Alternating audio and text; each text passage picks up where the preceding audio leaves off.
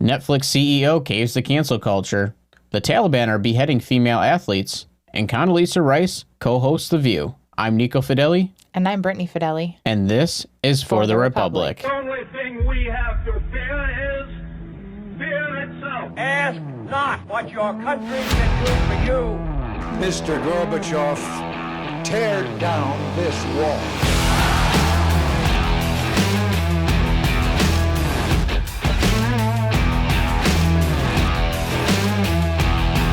Thanks for joining us for another episode of For the Republic. We're so glad you're here. If you're watching this episode, make sure you like and share this video with all of your friends. If you're listening, please leave us a 5-star review. It would definitely help us out. And if this is your first time here, don't forget to hit that subscribe button and hit that bell icon so you can be notified every week when a new episode premieres Sunday night at 7 p.m. So we had a lot going on this week. I guess it's one of the shorter news cycles that we've had lately because there's been so much craziness going on. Yeah. But still a lot going on, I guess. Yeah, I guess like this is kind of like a normal news cycle now, where like the last few weeks in a row have just been like crazy with so many things going on. But they must have locked Biden in a closet somewhere so he couldn't do anything crazy. Yeah, or he's just taking an extended nap. Yeah. You know, watching the Dick Van Dyke Show and eating donuts and stuff. Hey, don't knock the Dick Van Dyke Show. Oh, no, it was a great show. I'm not knocking it. I'm just saying, just trying to date him a little bit, you know?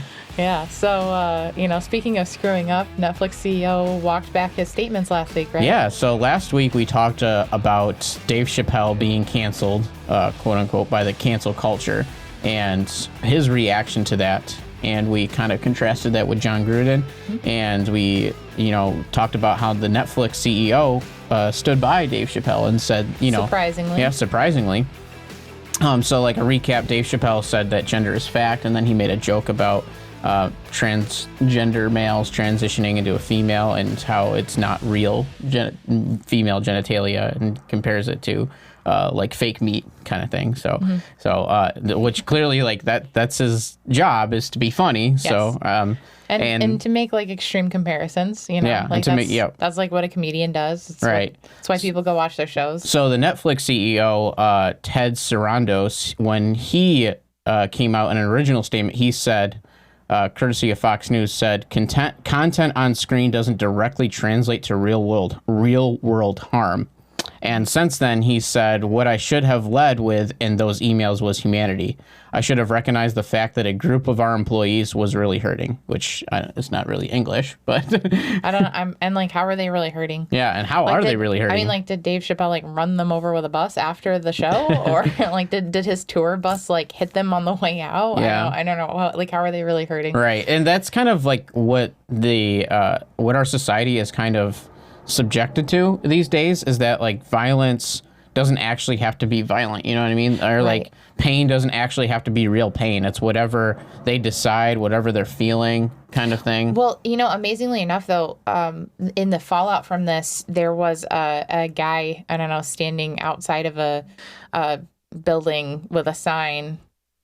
Lots of really specific description there. But anyway, the sign said like keep comedy funny or something to that effect. And is this and they broke his sign? Yeah, they broke his sign and then like physically assaulted him. And like I thought the irony of that like these transgender people are trying to say that like this joke or like this comedy special caused real world harm to them, but then like their supporters and then are they retaliate there, like, with actually, actual violence, like, physically hurting people. It's like the irony of like trying to say like you hurt me, so I'm gonna go hurt a random citizen, actually hurt a random citizen. It's just very like the irony of that like type of culture, right? Yep. And I believe kind of like their justification was they were saying that he had a weapon after they broke his sign, so his sign was no longer a sign, it was just a stick, and then they said he has a weapon, and then they assaulted him. So like it makes total sense. Yeah, and that's kind of like that's a juxtaposition or like a metaphor of kind of these actual I guess, social issues, Right. you know, that they kind of make up this scenario and they kind of make up what's going on in order to justify their actions. Right. It's like they create a problem, and then the fallout from that is like them saying, see, this really is an issue. Like, Right. see, this happened, you know, Yeah. but like they created the problem. Like Yeah. they started the problem. You know, like the fact that there was an increase in like, you know, police force brutality in 2020. Well, like maybe it's the fact that there were people literally beating cops on Yeah. the street, you know, like, you know, so they created this problem of violence against police. And then when police had to retaliate and like arrest them or, you know, or like beat them off of their groups of police officers, then it was like, all of a sudden it was like, oh, see the police violence. Well, like you created this problem and then you have like an issue with the fallout of it. Right. And try to say like, oh, well, see, we told you police are violent. So is it like those social issues, like they create the problems that they say exist, and then they're like, oh, see, I told you they do exist. Right. Yeah, and I think that it also kind of goes along with this quote unquote gun violence epidemic that we're in too. It's like we see an increase of homicides and, you know, crimes committed by guns because we're taking guns out of the hands of citizens and putting them into the hands of criminals, and Right. so like defunding the police, we have a smaller police force. yeah, You they're know, kind of especially like creating vaccinations and stuff are creating the causing police to quit. problem that they're trying to combat, if you will. So like, so yeah, that's a good point. So in other news, problems that we've created in the United States, I think. Yeah, we by, you know, our administration. So Taliban apparently has been beheading female athletes. So this is an article that's coming out of the New York Post. Apparently, the Taliban beheaded a female volleyball player and then posted photos of it online. This was a statement by the coach. So this, I guess. There was conflicting reports on what happened, if it was real or not, but then it was official that just this week, I guess it was confirmed that there was a beheading by the Taliban in Kabul by this female athlete. So great things going on. I think the Taliban are giving females equal rights, right? Right. So apparently, whatever rules or like code that the Taliban lives by, they don't allow women to be athletes. So now they're going after women who have participated in athletic or in professional athletic sport, and they're beheading them. So this volleyball player was the first, I believe, and then the rest of the team kind of dispersed and are now in hiding because they're worried about themselves. And according to the Post, the reason that this took so long to come out is because the family had been threatened with with the information that they had about what had happened. So they threatened the family to keep them quiet, but they posted images on social media as well. So it was like kind of a weird. Yeah.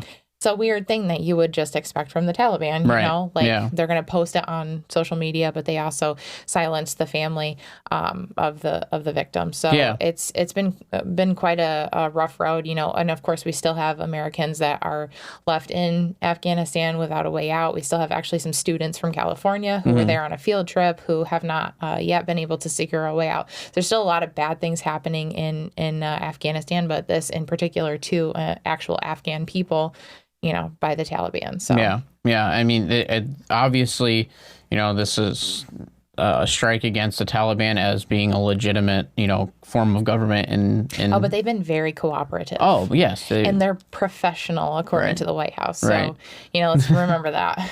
Remember what Jen Psaki says about the Taliban, of course. They're very professional and cooperative. So, you know, as long as they're not beheading women for playing volleyball or, like, killing women for not wearing their face coverings. Yeah, their burqas. Yeah.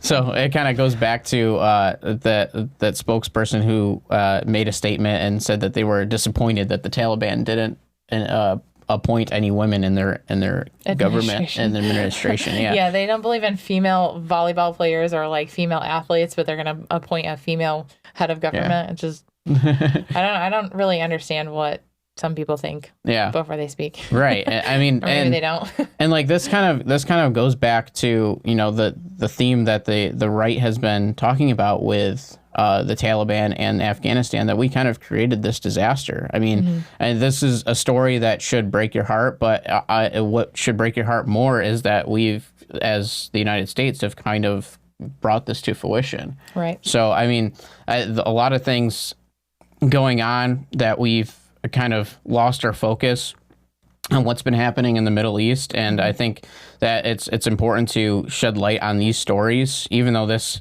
supposedly happened back in August. I think it's still relevant now because it shows that, you know, just because we don't have the military presence that we did in Afghanistan, that doesn't mean we should just ignore what's going on over there.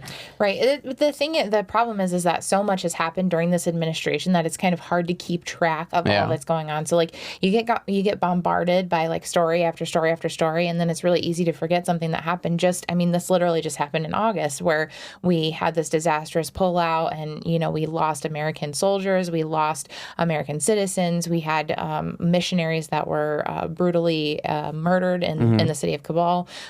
You know, so we and are still missionaries over there now whose lives are at risk because they can't get out of the country. And so the Taliban is going through and eliminating the Christian church, not just American missionaries, but anybody who is Christian in Afghanistan, so including Afghanistan citizens. So it's just, you know, this whole thing's going on. It just happened a couple months ago, but there's been so much happening that it's kind of, it's almost like they overload your circuits so that you are not processing everything that's coming through. You forget about what happened. So, and, you know, we've just been overwhelmed, I think, a lot by this administration. Yeah. Yep. And so, other news, Condolezza Rice was on The View this week. Yeah. So I think that this is worthy of noting, highlighting. She spoke out against a few different things that's been going around in our social issues in our country, and one of the things she talked about was critical race theory in an interview. And this was on Wednesday, courtesy of the Daily Wire. She says that it's wrong to make white people feel guilty over the past, and it's wrong to make black people feel disempowered by race. And so let's play this short video of what she said. Let me be very clear. I grew up in segregated Birmingham, Alabama. I couldn't go to a movie theater or to a restaurant with my parents. I went to segregated schools till we moved to Denver. My parents never thought I was going to grow up in a world without prejudice, but they also told me that's somebody else's problem, not yours. You're going to overcome it, and you are going to be anything you want to be. And that's the message that I think we ought to be sending to kids. One of the worries that I have about the way that we're talking about race is that it either seems so big that somehow white people now have to feel guilty for everything that happened in the past. I don't think that's very productive. Or black people have to feel disempowered by race. I would like black kids to be completely empowered, to know that they are beautiful in their blackness, but in order to do that, I don't have to make white kids feel bad for being white. So somehow this is the conversation that has gone in the wrong direction. Repeat that last part, you don't have to what? Yeah, you know, there's a little bit of it in order for black kids who, quite frankly, for a long time, the way they were portrayed, the way their history was portrayed, it was second-class citizenship. Of course. But I don't have to make white children feel bad about being white. Yeah, so it looks like she was killing it there. Yeah. I think she did great. Yeah, I think she took the words right out of most of our mouths, I believe. Yeah, and you know, Condolezza Rice has always been one to kind of like put a button on it. She's very good, obviously a very good public speaker. And she's actually extremely smart and well educated. And I don't think a lot of people realize like how smart she is. She's actually like one of the smartest people in the country. She's extremely smart. Yeah. So easily one of the best politicians, you know, right up there with Ronnie and you know the rest. And I think that, you know, I wish that, not to get off track, but just this popped in my head. I wish that like Trump would surrounded himself with people like Condolezza Rice and, you know, people that he could learn from, I guess, and like, you know, say things when should be said. And, you know, instead, like I feel like this entertainment side always seemed to be, Pushing through. And Definitely.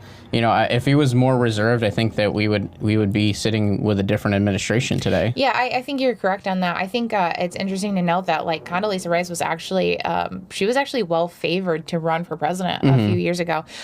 Before Barack Obama ran, she was actually really well favored to run following Bush, and she didn't really have any interest in running as the president, but she had quite a large following and was quite favored for that. And I've heard a lot of people say that it's really great now to see a woman in the White House, to see a woman as the vice president. And for me, it's not really a celebration because we put somebody who was incompetent and who does not know how to do their job in the White House. So for me, it's not a celebration because we put somebody in there who was not qualified to do that job. Would have loved to see somebody like Condoleezza Rice be our first, vice president, female vice president. That would have been just such an awesome thing. Yeah, and not because she's Republican, but because she's intelligent, because she does her job well, because she is well educated, because she's well spoken. She doesn't laugh at every question that she's asked. And you can see that from the confidence and the competence that she displays here, sitting amongst a table of liberal women who have been pushing all of these ideals for months now. And she held her own very well. And even, following this clip, doubled down on what she said when she was kind of questioned by Joy Behar. She doubled down on her stance, Yep. So and I feel like that's kind of what we preach on the right, and in terms, especially with former President Barack Obama, like none of us didn't want Barack Obama because of his skin color. Like, I mean, like that's just a facade, a lie that's pushed by anybody who's against the right. I mean, the same rules apply. The reason why we don't like Kamala Harris, or the same reasons why we didn't like Barack Obama, is because her policies and everything else was just not what we believe. Same reason we don't like Joe Biden, who is a white male. So I mean, like nothing to do with race, everything to do with their competence and then their policies, the policies and the morality surrounding their policies. Yeah. So definitely true. But I love Condoleezza Rice. She says some really great things here, and I think she makes a great point that the culture of today, it teaches Black kids that they either can't rise out of the situation that they're in because the race war is just too overwhelming, or that the way that they have to rise up is to make white people feel guilty about being white. And the thing is, nobody alive today has ever owned a slave. And most of the people alive today don't support any sort of segregation or racism or anything like that. So to hold people who don't support any of those things accountable for things that happened in the past is ridiculous. None of us had anything to do with that. And especially like growing up as a military brat, race was never even something that we just never even thought about it. Like it was never even like a conversation in my home because like it was just not something thought of. So nothing ever made me feel uncomfortable. I was never uncomfortable around somebody of a different race, of a different color. That was never a conversation that we had to have because it just wasn't ever an issue. But Black Lives Matter, this critical race theory, those things make people uncomfortable, and those things make race an issue, and that's the problem. And I think that's what she's highlighting here. Yep, so. And Ben Shapiro points out many, many times that the peak of race relations was during the Bush administration. Yes, we had a lot of things that were bringing the country together, like the war in Iraq and Iraqi freedom and Afghanistan and stuff like that. So race wasn't really on the forefront, but you didn't hear much about police brutality. You didn't hear much about systemic racism. You didn't hear about anything like that. And it's kind of goes back to Morgan Freeman on 60 Minutes, right, where he was asked, well, how do you combat the race relations going on in the country? Is just stop talking about it.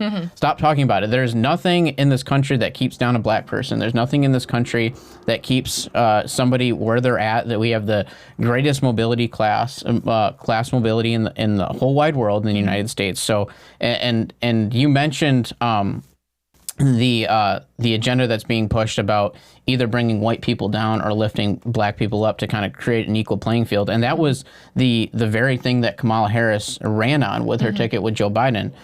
Which is funny, the irony of that, just, before we move on, the irony of these Black politicians running on that when most of the race relation progress that you see comes out of white politicians. So you saw like progress with George Bush. You saw crazy progress with Donald Trump. Donald Trump did more for the black community than any other president has in probably the history of the United States. Oh, yeah. And he didn't get really any credit for that, but he funded black colleges and he put money into rural and poor black areas, and he created all of this more mobility, more ability to move out of the class that you're in, and just like did all of these things, but you don't really hear anything about it. You just heard all of this, there's so much hate and there's so much discord in the country, and really there wasn't. It's this inflated, fabricated thing to make you think that this is the current state of our country, so that way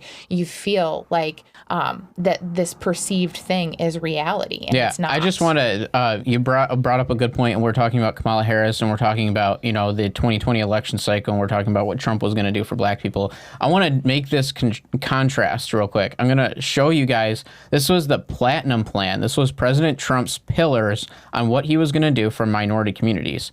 His pillars were opportunity, security, prosperity, fairness. And President Trump's promise to Black America over 4 years was to increase access to capital and black communities by almost $500 billion. This was an actual plan. That was one of the biggest things that we see on like the debate stage, right? Is like, what's your plan for this? What's your plan for that? And politicians always say, "Oh, I have my 5-point plan," but they never detail it. They never put it out.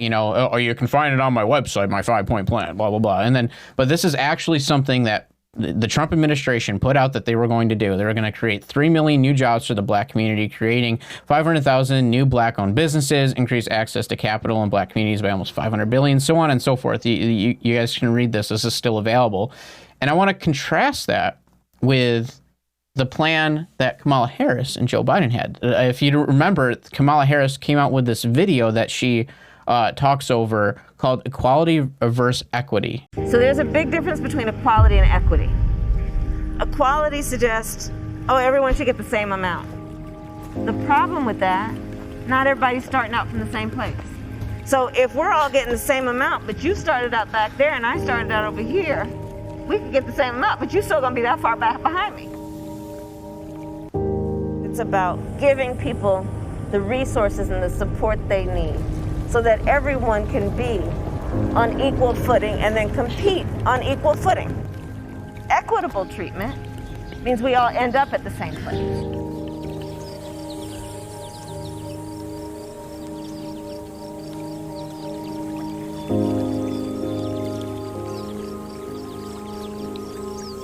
That's a very detailed and inspiring plan. Yeah. So, I mean, this paints a pretty picture that, not everybody starts out in the same place, right? If we could just help those who are less fortunate than us. It seems like a good idea on the surface, but I watched that graphic on how the grass and the level just kind of lift up.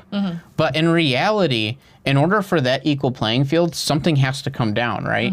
Because where is Biden and Harris getting these resources? Right. They can't just, money doesn't grow on trees as we were taught on kids, Right. And the notion that everybody should start out at the same place is ridiculous. That is just flat on its face, First off, it's an impossible goal.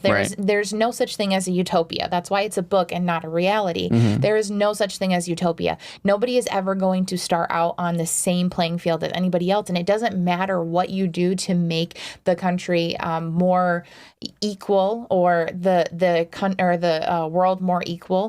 That's never going to happen. There are always going to be people who live in an impoverished situation. There's always going to be people who live in very wealthy situations. There's always going to be a disconnect between where one person starts versus where another person starts. But what you make of your situation, that is up to you.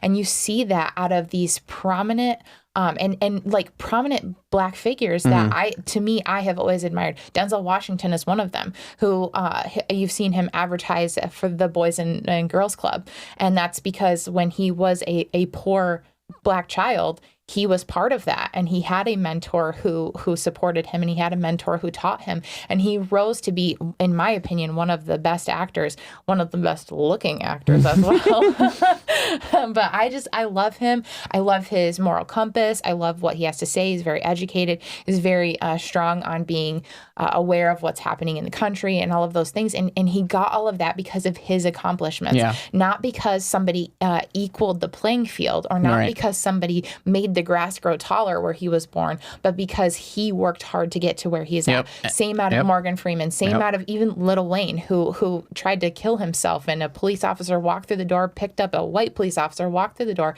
picked up his body, drove him to the emergency room, and stood by his side until he knew he was okay. And so Lil Wayne says, I don't know racism, but I know a darn good cop, named Bob. The reason that these people are saying that is not because they started out on an even playing field with anybody else in the country, but because they made something out of the situation that they were in. And that goes right along the theme to bring it in full circle, what Condoleezza Rice's parents instilled in her. She said that, my parents never thought I was going to grow up in a world without prejudice, but they also told me that's somebody else's problem, not yours. You're going to overcome it, and you're going to be anything you want to be. And that's the message that we can instill in everybody, no matter where they start, whether you're rich, poor, whether you're black, white, you're going to have adversities to overcome, but you're going to overcome it, and you're going to be anything you want to be. You can overcome it. And you can. Right. And that's the thing, there's so much of this, this divide that's happening now, that what instead we're instilling in today's youth. And that's youth across the country. I don't think that's just black youth. I think that's youth across the country. But what we're instilling in our young people is that if your situation is tough, you can't overcome it. And that's not true. Some of the richest, most educated, most intelligent people who have contributed to this country have started out in some of the poorest, roughest, most terrible neighborhoods, but they have done something with their situation. And so anybody can move class, anybody can move places, anybody can move in this country. And that's the great thing about this country, is you do not have to stay where you start. It's a beautiful thing. So so Condoleezza Rice, love her. We're having flashbacks to the Bush administration this week. Colin Powell did pass away, and he died from complications with COVID-19. And, he has an amazing record. Yes. He was an Army general from 1958 to 1993. He was the United States Deputy National Security Advisor from 1986 to 1987, and then he became the 16th United States National Security Advisor from 87 to 89. He was the 12th Chairman of the Joint Chiefs of Staff from 89 to 93, and he became the 65th United States Secretary of State from 2001 to 2005, and he was the first African American as Secretary of State. So a huge record. He's done so much for this country. He's great attitude, great service. Through the end of his life, he didn't endorse Trump, and he endorsed Barack Obama. There's some kind of controversy there towards the end of his life, but overall, great respect for the man, and he did a great service to our country. But the reason why we bring him up in the show was because the controversy surrounding his death. Right. And so it seems to be in the news cycle that they are kind of focusing on his pre-existing conditions, even though he had complications from COVID-19. And one of the reasons that I believe that they're focusing on his pre-existing conditions to take away from the fact that he was double vaccinated. So he had 2 doses of a COVID-19 vaccine, and he still passed away. And, we see him. How come, I want to ask you this and what your thoughts are. How come we're seeing that his death treated so much different from other people, like, say, like a young person or somebody who wasn't vaccinated? So I think it's the narrative. I think it's the narrative that this administration and the media that supports them, the media that stands behind them, have tried to push on the American people. There's been such a big push for vaccination. If you get vaccinated, you're protecting yourself and you're protecting people around you. That's what they say. So this is for you. You need to get vaccinated. Oh, this is for other people. You need to get vaccinated. And the problem is that there's a lot of people out there who have decided not to get get vaccinated, and they have valid reasons for choosing not to get vaccinated. And those people have been raked over the coals over the summer because, we've seen a rise in cases because of the Delta variant, supposedly the Delta variant, which interestingly enough, I found out from a friend in healthcare this week that they don't actually know, a lot of these people who come in with COVID, they don't actually know if they have the Delta variant or if they just have COVID-19, because you have to send away their fluid, and it has to be tested. It's got to run through some sort of testing, and normal means of testing doesn't tell you. Right, correct. So you can test positive for COVID-19, but it doesn't mean that they know what COVID-19 you have. They actually have to send away special testing for that, and they're not doing that for the masses. So this has been a supposed rise in COVID-19 because of the Delta variant. So a push for vaccination. But now we're starting to see people who have been fully vaccinated who are still passing away due to complications because of their pre-existing conditions. But you're not seeing that same thing treated you're not seeing the same consideration treated to people who are unvaccinated. So if you have a pre-existing condition and you are unvaccinated, your death is usually labeled in the media as unvaccinated person dies. Another unvaccinated person dies from COVID-19. If you are vaccinated, you've died from complications of COVID-19, not because the vaccination didn't keep you from dying or keep your symptoms down, but because you had complications from pre-existing conditions. So you're seeing this contrast, this double standard of how the unvaccinated are being treated versus the vaccinated. And I think it's the narrative that they're pushing. You're definitely right. I think I would agree that it's the narrative, and we live in a world where our fourth estate, our media, does not print retractions. They stick with the narrative, and they double down, and they hide certain things in order, and they paint pretty pictures in order to perpetuate that narrative and to push that forward. And we're seeing that with the COVID-19 agenda.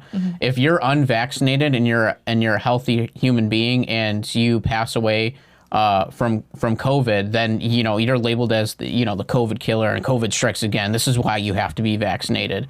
But if you are vaccinated, then they'll find every little excuse on why you died. It can't be the COVID. It can't be the COVID because you were vaccinated, right?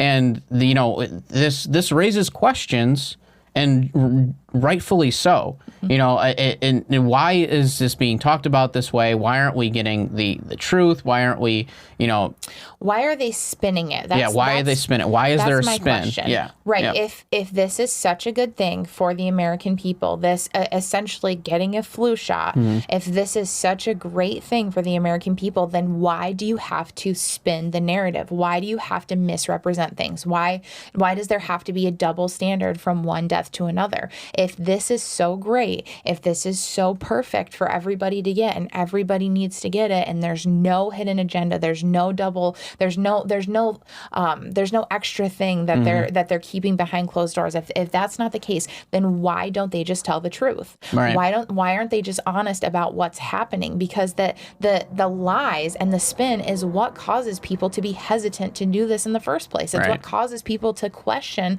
whether or not this is safe. And so then they spin this and spin this and spin this and try to make it look so good and so tasty and so awesome. But then, why? What is the need to do that if it is naturally such a great thing? People will do it if it is a good thing. Right, because the reality is, and this week this was talked about on Crowder's show, Louder with Crowder, that after a certain period of time, there was a study done that Johnson & Johnson is 3% effective. Yeah. And that kind of blew my mind that, we talked about on the show, Moderna being reduced to like 42% or, the 30s or whatever it was. But, this study that they did, the Johnson & Johnson was 3% effective after a certain period of time. Right. And we're seeing that natural immunity is so much more effective. And we have seen that before with the actual flu. Every year there's usually an outbreak of a certain strain of flu.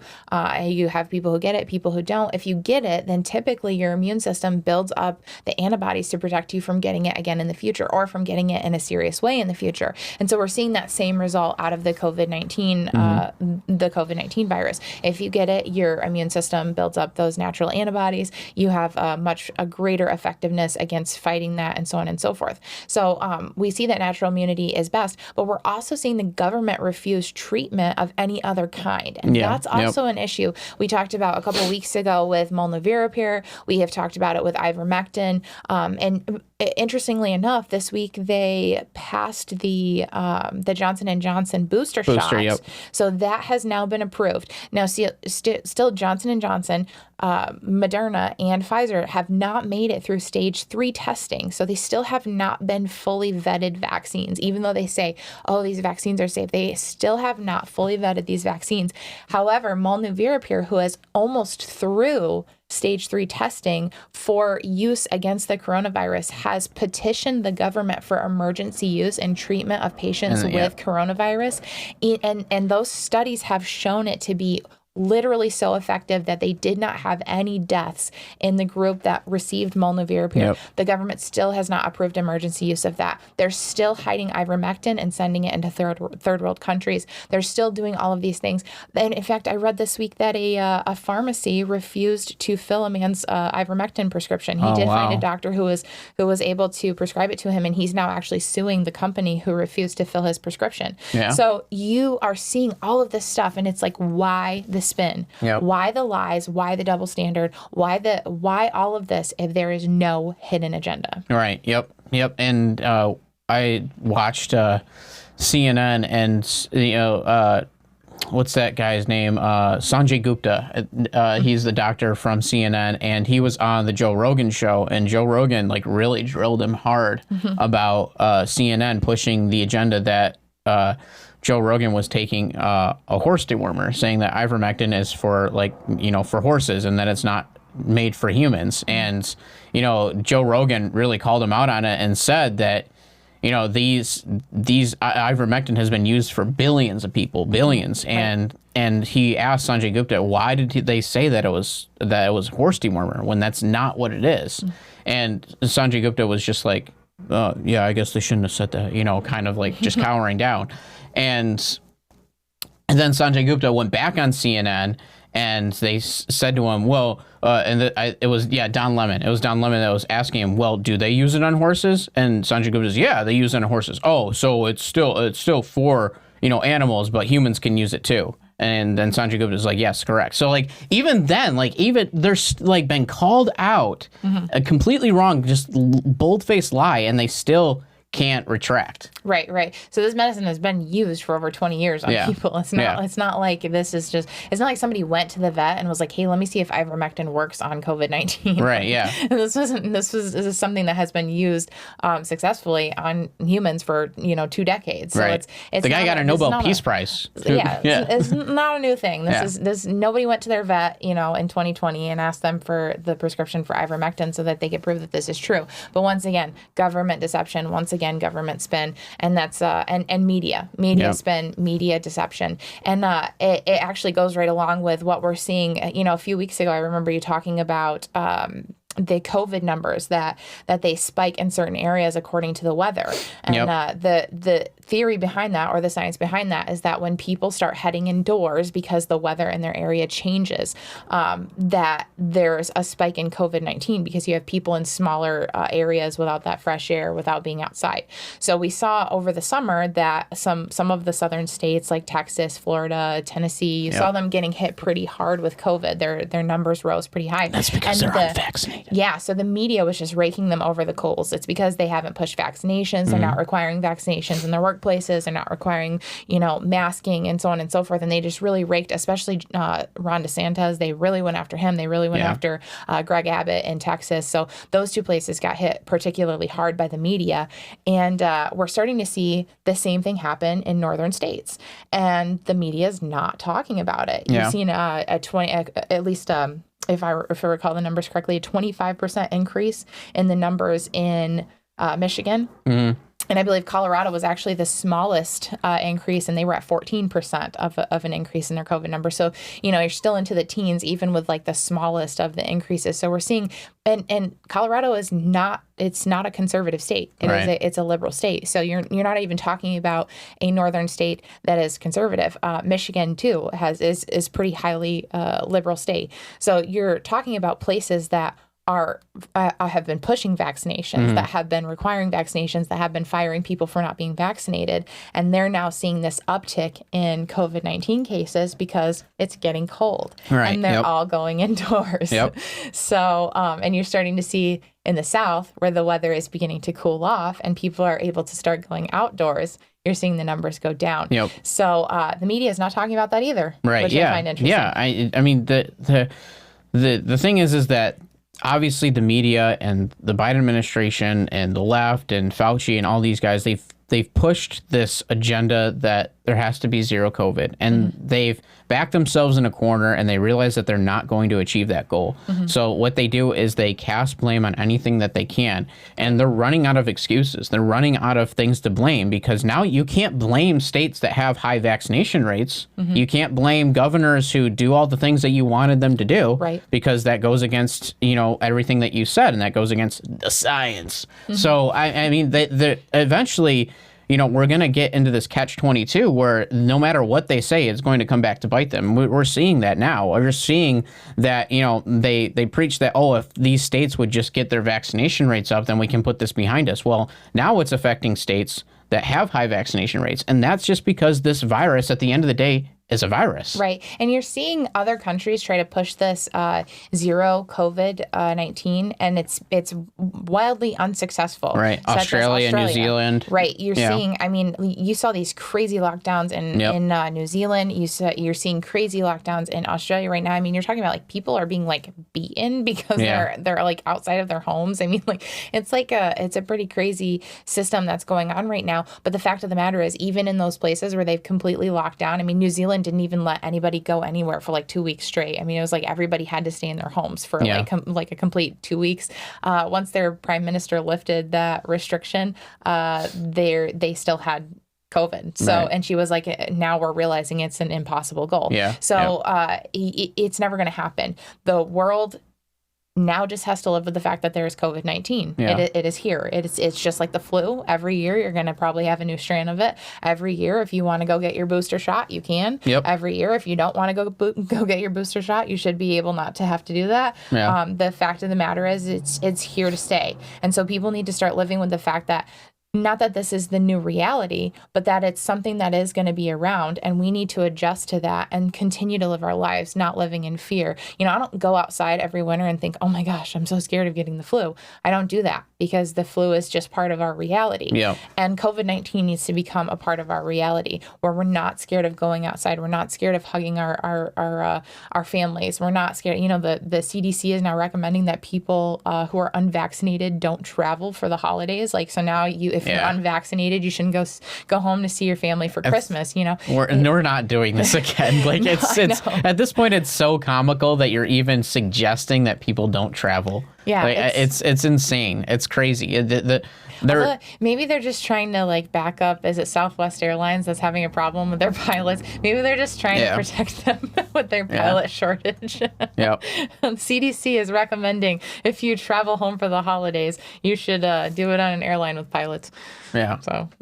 And I think it was a Babylon Bee article that I saw that was saying like, Southwest Airlines is taking anybody who's vaccinated and can fly a plane, something like that. It was pretty funny. It was pretty good stuff. I mean like and the again, like with this blame game, like the Southwest CEO decides to blame the administration for their loss of business and loss of employees. Well, I mean like. We got to stand up. You got to stand your ground. And that's kind of the message that we've been preaching on this show for the last few weeks is, if you find yourself in a situation where, you have a dilemma or you have a choice to make, you have to stand your ground. Right. And we're at this place where we have to be able to fight for our freedoms, and at this point, thank God it's not a physical fight, but we have to fight in terms of, making sure that we have a country for our children and our grandchildren, and that they have a place that they can live and be free. And it's up to us which way this not necessarily just voting, but with our feet, we move with our feet, we move with our words. We go to the PTA meetings, we go to all these things. Stand up against CRT, stand up against these things that are being pushed. Where you're putting your money, where you're buying your supplies, yep. what Entertainment, media you're yep. watching, and the entertainment that you're watching, all the companies that you're supporting. Those are all things that you can use to stand your ground. Those are all yep. things that you can use to further what you believe or what you think is morally right, which is why we encourage you to subscribe to our channel, because none of our employees are ever forced to be vaccinated here at For the Republic. Yeah, never. So make sure you hit that subscribe button. Is the pay good? Well, I mean, the pay is subscribe, please. No, but I mean, in all seriousness, we love your support here. We're glad that you tune in every week. We're glad that you stuck with us through this episode, and we encourage you to invite your friends to watch us and other small conservative media sources, other places who are trying to get the truth out there, and other places who aren't afraid to speak about what is going on and not afraid to do so without spinning the information that you're receiving. We always try to be as crystal clear as we can possibly be, to present all sides and present all information, and then to talk about why we believe what we believe. Yeah. And so we really we appreciate your support, and we just ask that you would share these episodes, share this information with your friends. And continue to comment and engage with us. If there's topics that you see on the cycle that you want us to cover, reach out to us on Facebook. Reach out to us on Facebook, comment below, message us, talk to us. We'd love to hear from you, and we'd love to, talk about things that you guys are interested in, Right, and when we say we'd love to hear from you, we actually have talked about subjects and things on this show that we have heard from our viewers. Yeah. We've come back with information that we have heard from our viewers. So we want to encourage you, because this is we read your comments. We try to respond to them. We try to engage in that. But the things that you talk to us about, we come back and talk to you about. So please, don't hesitate to use the comments. Let us know if you agree with us or you disagree with us, or what's going on in your state, what's an issue that you're seeing locally, things that you're being confronted with in your jobs or things like that, because we'd love to talk about them here on For the Republic. Yeah, yep. So like us on all our social media platforms. There's going to be we have some ideas that we're going to kind of see come to fruition hopefully soon this holiday season. So look out for that, and we'll have more content for you coming up, and we'll see you next week.